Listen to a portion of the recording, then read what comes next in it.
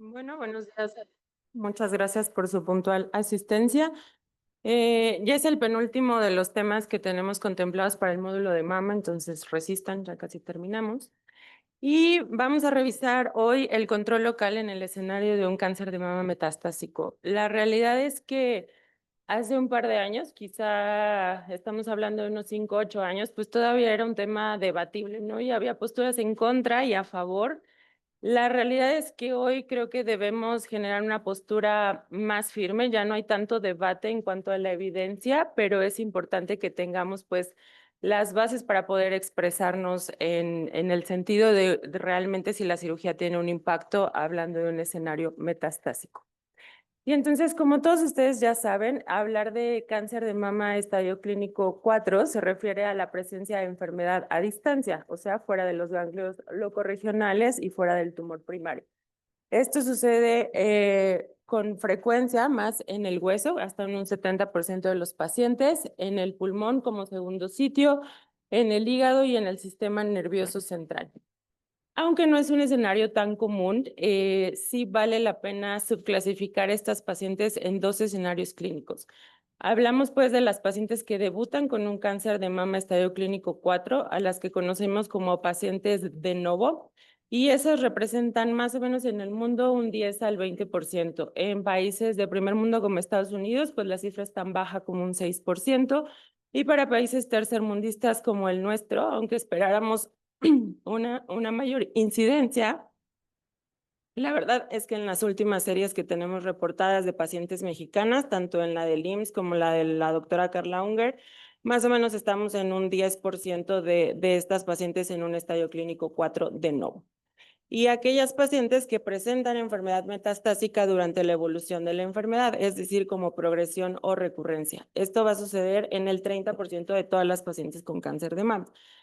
¿Y qué es lo importante quirúrgicamente hablando? Pues que en estas pacientes en un escenario de progresión o recurrencia, tal vez no queda mucha duda que nuestra cirugía pues debe tener un fin de paliación. Es decir, operamos a aquellas pacientes que están sangrando, que tienen dolor, que se ulceran, que se infectan, que se fungan.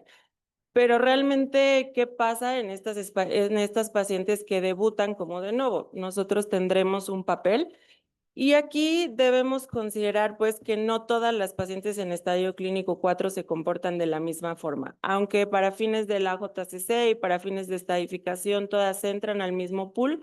Hoy en día sabemos que no todas se van a comportar de la misma forma. Sabemos que los HER2 positivos tendrán más enfermedad a sistema nervioso, a hígado, que los triples negativos tendrán más enfermedad a nivel pulmonar y que los que son receptores hormonales nos van a dar más enfermedad metastásica a hueso.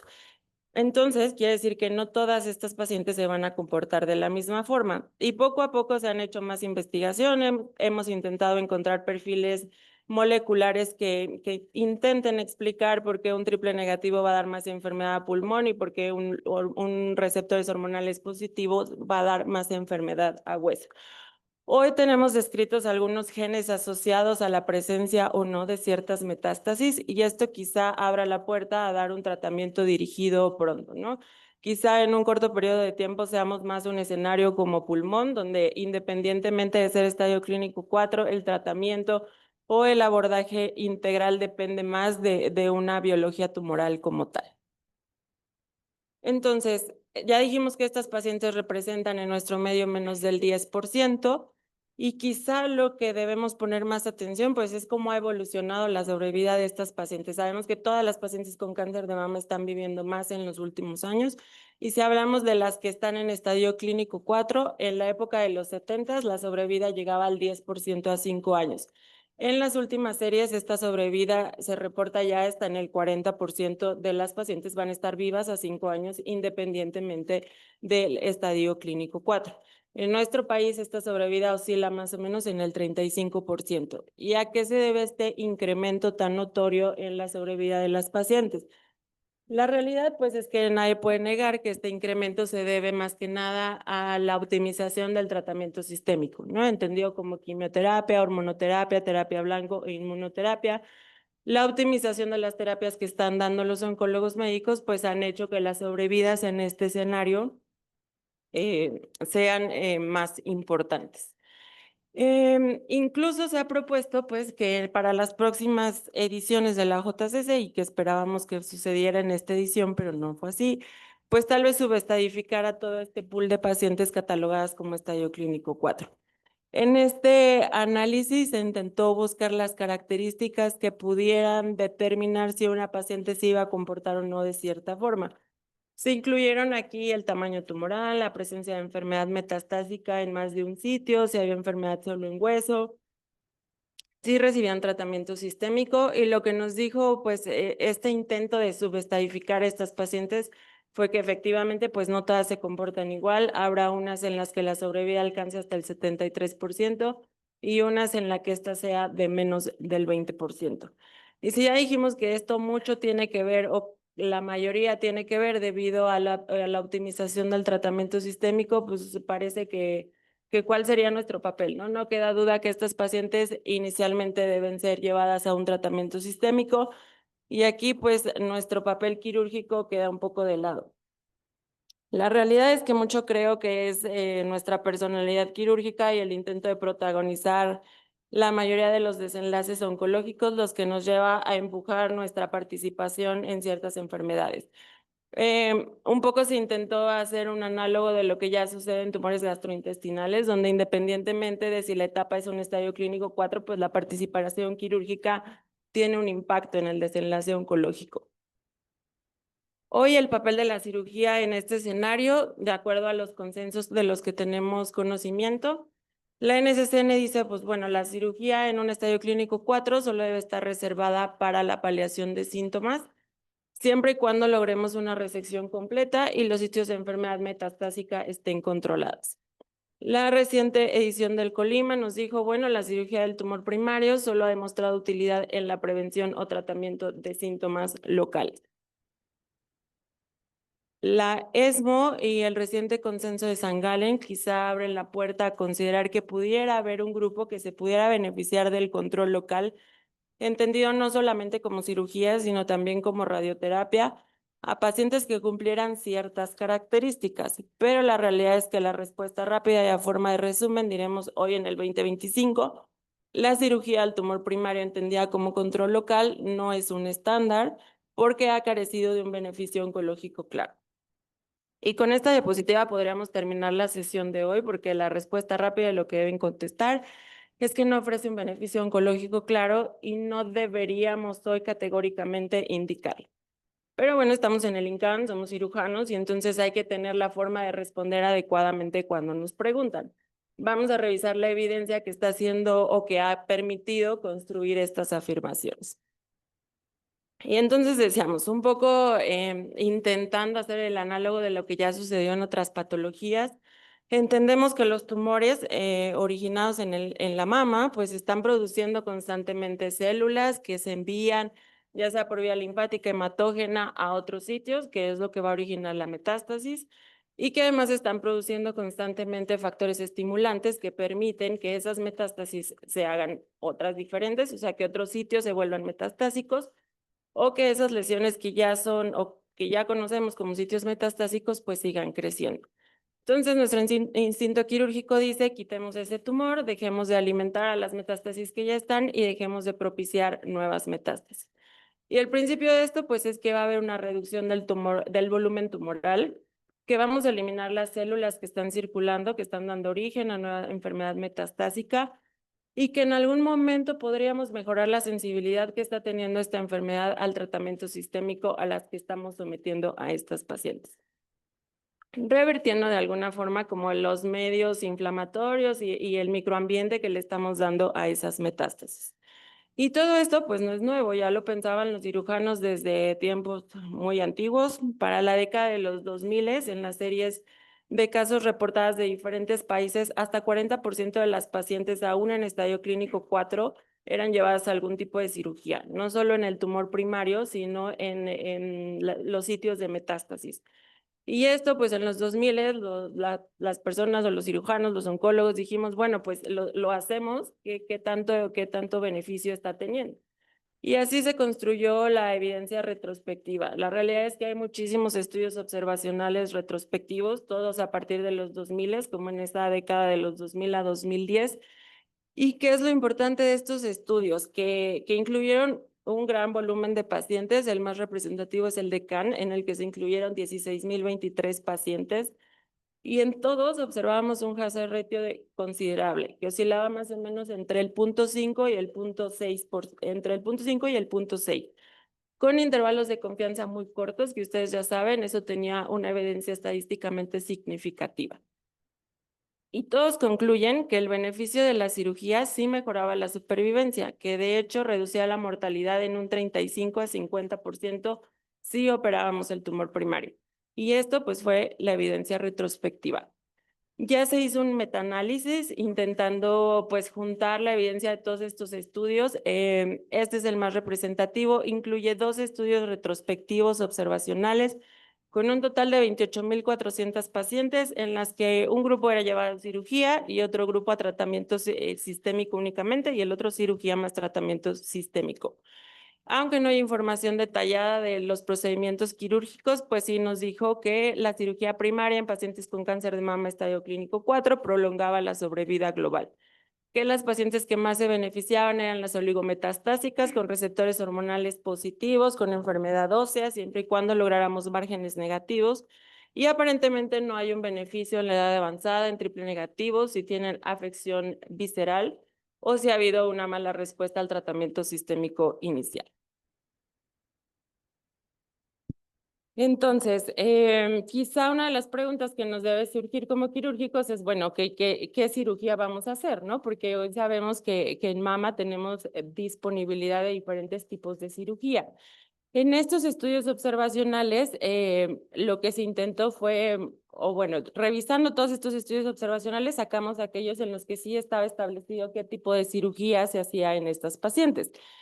Y aquí en esta base de datos del SER, que revisaron a las pacientes sometidas a cirugía en estadio clínico 4 en la serie de datos del 2004 al 2012, en total se revisaron 7,598 pacientes y el objetivo fue comparar pues cuáles habían sido llevadas a mastectomía, cuáles a cirugía conservadora y si había una diferencia significativa en los desenlaces oncológicos, específicamente en sobrevida cáncer específica.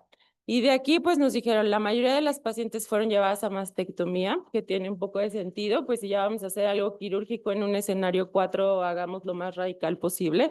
Entonces, la mayoría de estas pacientes fueron llevadas a mastectomía y en un pequeño porcentaje llevadas a cirugía conservadora.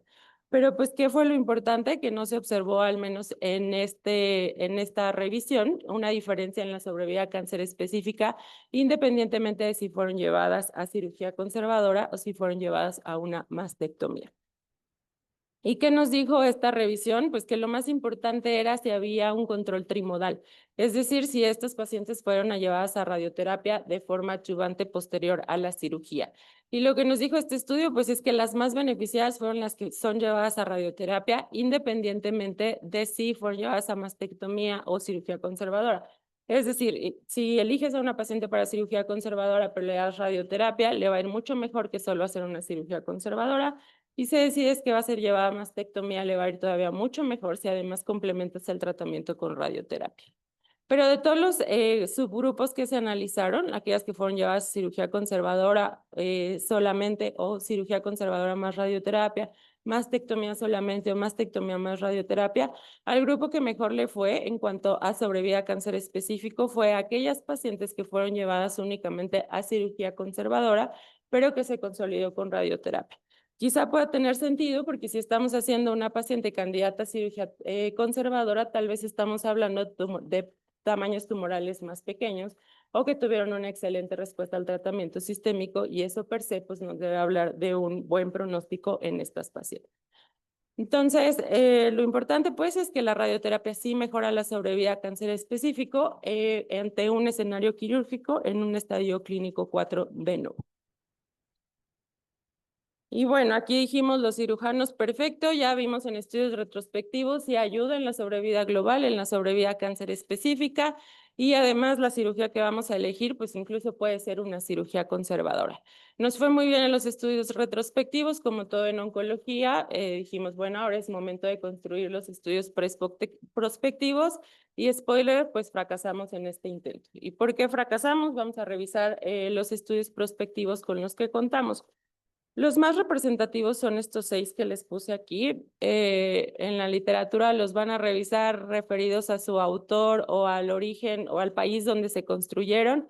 Este autor, recuerden, Locan, fue el que construyó la serie de datos retrospectiva más grande y la que fue el como parteaguas para decir, claro, sí funciona la cirugía en un estadio clínico 4. Y de ahí los otros como icónicos son el del Tata Memorial, que es el estudio hindú, el estudio turco, que es el de Soran, el estudio austriaco, el japonés y este TBCR, que en total incluye 13 países que aportaron pacientes a estos estudios.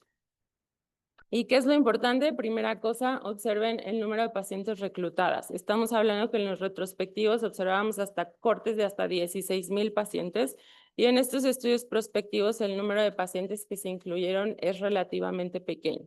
Incluso algunas de las críticas que hay para estos estudios es que no se terminaron los reclutamientos. Algunos estudios cerraron antes de que los reclutamientos se terminaran y nos quedamos con pocas pacientes para el análisis. Otra cosa que les debe llamar la atención, pues es que no en todos los estudios están llevando la secuencia que nos pudiera parecer más lógica o la que nos decían los estudios retrospectivos, ¿no? Decían, bueno, si tienen un buen control sistémico, quizá tiene beneficio llevarlas a cirugía posterior al control sistémico con un tratamiento sistémico. Y aquí el de Soran y el de Florian lo que hicieron fue aleatorizarlas, o sea, es decir, primero las llevaron a cirugía y después las aleatorizaron si iban a continuar el tratamiento sistémico. Entonces, pues estos no nos pueden encantar en la forma en la que se diseñaron. ¿Y qué es lo otro que podemos concluir de estos estudios? La realidad es que solo 2 demostraron una mejoría en el impacto o en los desenlaces oncológicos que estábamos esperando. El estudio japonés, hay solamente resultados parciales. Nos prometieron que los resultados completos iban a estar entre el 2023 y 2024, y la verdad es que no ha habido como tal un reporte de los desenlaces finales que se esperaban en este estudio japonés. Podríamos revisar las características metodológicas de cada uno de los estudios porque todos tienen sus bemoles, pero bueno, eso tienen una clase específica en sus sesiones de la mañana en la que van a revisar las metodologías de cada uno de estos estudios. Y aquí lo que quiero es resumirles qué nos concluyen, ¿no? Y decíamos, solo hay 2 que demostraron beneficio en los desenlaces oncológicos.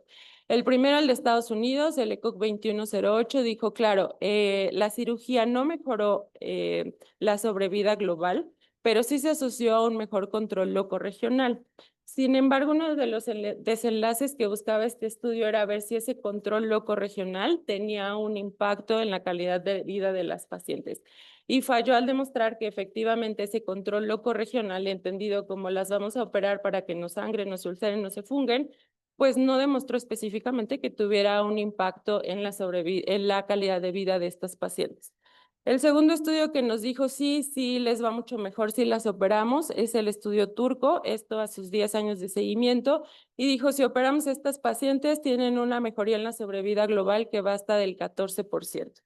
Y aquí una de las críticas que se hizo a este estudio fue que en el brazo quirúrgico incluyen en su mayoría pacientes de buen pronóstico, es decir, con metástasis óseas únicas, con receptores hormonales positivos, y entonces, pues de cierta forma, claro, esperamos que sean pacientes a las que les va a ir mejor porque biológicamente se comportan de mejor manera.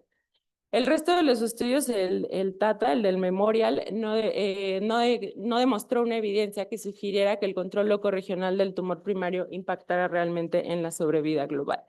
El estudio Positive tampoco pudo demostrar mejoría en la sobrevida global y este es el más criticado en cuanto a reclutamiento. De hecho, cerró mucho antes, reclutó solo más o menos el 70% de las pacientes que tenía planeadas y por lo tanto sus resultados pues no nos gustan tanto, ¿no? Ni siquiera alcanzó la evidencia estadística que estaba buscando. El PBCRC, el que incluye 14 países, también dijo que la cirugía no impactaba en la sobrevida global independientemente de las que tuvieran respuesta a tratamiento sistémico. Y el japonés que les decía no nos dio resultados concretos, pero en sus resultados parciales también dijo que la diferencia en la sobrevida global no fue estadísticamente significativa.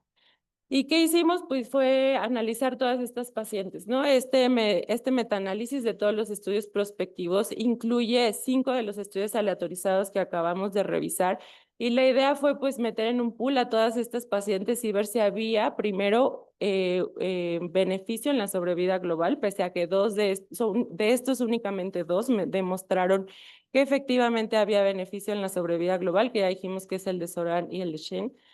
Pero dijimos, bueno, vamos a analizar todas otra vez y veamos si tiene un desenlace favorable a nivel de sobrevida global.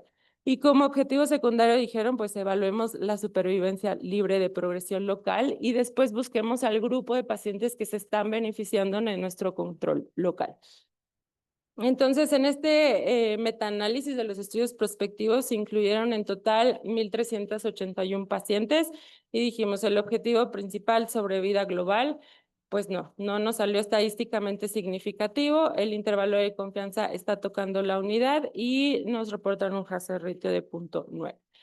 ¿En qué se demostró que había beneficio hablando de cirugía? Pues en la supervivencia libre de progresión. Aquí el beneficio es franco.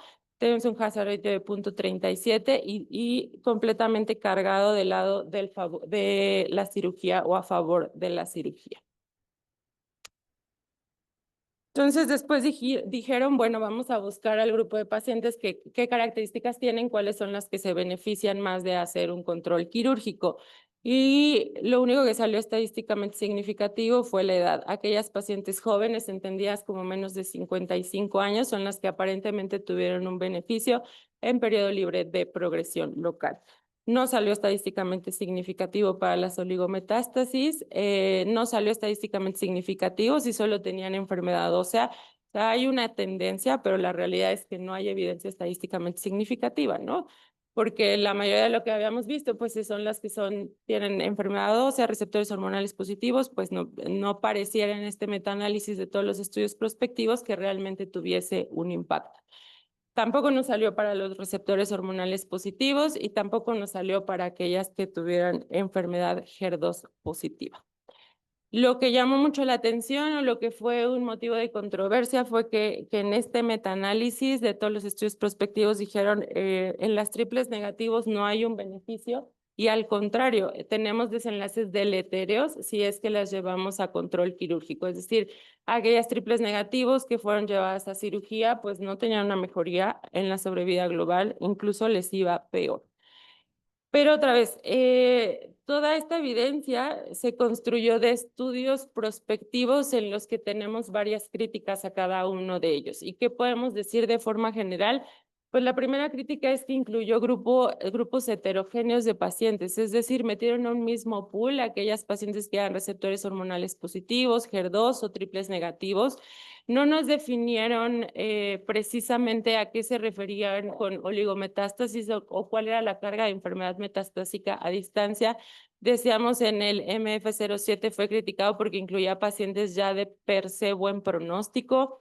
En el 2108 solo el 12% de las pacientes eran realmente oligometastásicas y en el Tata Trial más de 74% de las pacientes tenían más de 3 sitios de metástasis y 40% tenían enfermedad visceral. Es decir, estamos hablando de pacientes con una alta carga de enfermedad metastásica. Por lo tanto, pues podríamos esperar que no necesariamente les fuera mejor, ¿no? La mayoría tuvo problemas de diseño. Decíamos que el estudio Positive solo reclutó el 35% de las pacientes que tenían planeadas.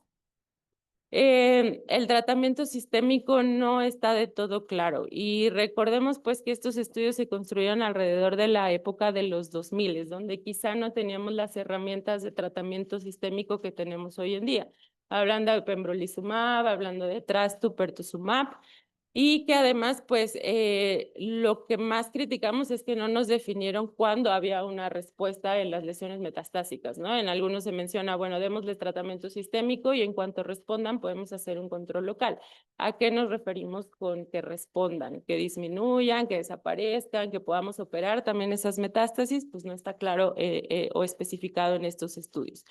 Y decíamos, no teníamos la disponibilidad de drogas. De hecho, en el Tata, independientemente de que fueran HER2 positivos, no necesariamente recibieron terapia anti-HER. Decíamos que en el Positive solo 21% de las pacientes del brazo quirúrgico nos especifican qué tipo de cirugía les realizaron. Y lo más importante quizá es que no nos especifican qué porcentaje de pacientes fueron llevadas a una terapia trimodal. De hecho, los que sí lo reportan está más o menos oscilando en el 20% de las pacientes, es decir, solo 20% de las que fueron llevadas a un control local con cirugía completaron tratamiento con radioterapia, lo que, pues, de acuerdo a lo que acabamos de revisar, es un porcentaje muy bajo. Entonces, ya los estudios retrospectivos nos dijeron que sí, cuando intentamos hacer los prospectivos no nos salió o no tuvo resultados concluyentes. Dijimos que la mayoría de estos estudios prospectivos, incluso revisadas en el metaanálisis, pues tenían varios errores de estadísticos y varios errores en el diseño que puede no dejarnos claro cuál sería nuestra última oportunidad como cirujanos teniendo un papel en la enfermedad metastásica. Creo que nuestra última oportunidad es tener la capacidad de analizar esos estudios y poder descifrar qué grupo de pacientes es en las que podemos ofrecer un beneficio y esto obviamente adaptado a nuestro medio. El adaptado a nuestro medio se refiere a los famosos estudios de la vida real, ¿no? Y los estudios de la vida real casi siempre son análisis o series de datos de muy grandes, de países en los que se está intentando hacer lo más óptimo para estas pacientes. Y este estudio, que es una serie de datos de la NCTB del 2010 al 2015, en total incluye 12,838 pacientes.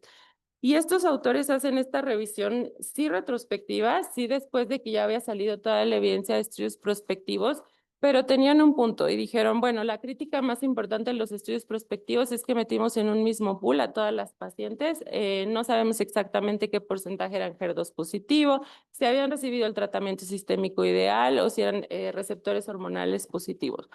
Entonces estos autores dijeron, vamos a revisar de forma retrospectiva otra vez, pero esta vez hagámoslo un poco mejor y vamos a incluir únicamente aquellas pacientes en las que tenemos la información completa.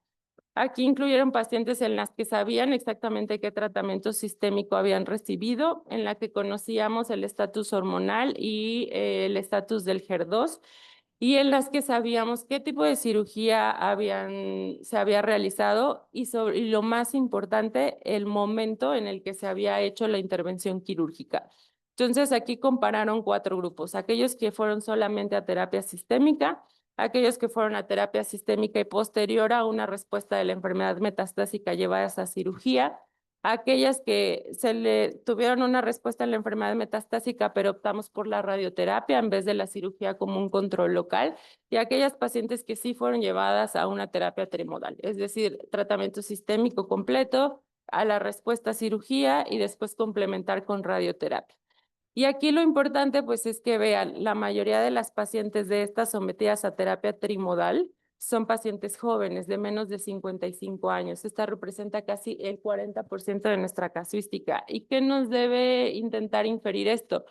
Pues es que sí son pacientes metastásicas, pero si tienen menos de 55 años, lo más probable es que tengan un buen estado funcional y lo más probable es que van a recibir la terapia sistémica ideal y lo más probable es que vamos a intentar hacer todas las herramientas que tengamos disponibles para prolongar su sobrevida global.